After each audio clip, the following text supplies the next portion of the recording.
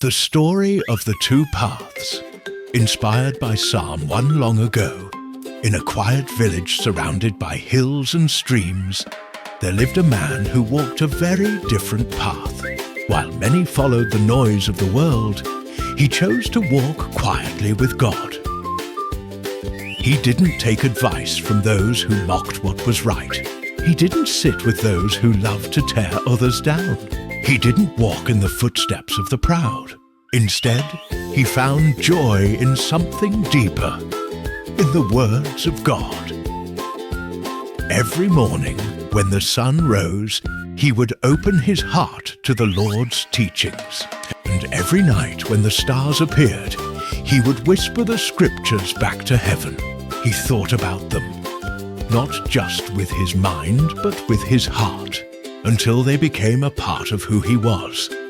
And because of that, his life was like a tree planted by the riverbanks.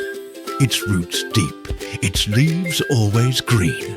When drought came, he did not fear, for his strength came from the waters beneath, the word of God that nourished his soul. People saw him and wondered, how does he stay strong when the world is shaking? But those who looked closer understood. His trust was not in people or riches, but in the Lord who watched over him. Now, there were others who laughed at this way of life. They chased pleasure and power, thinking happiness could be bought or earned. But their joy faded like shadows at sunset.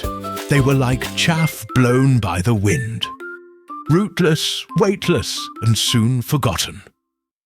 When the day of judgment came, they had nothing to stand on, for they had built their lives on sand.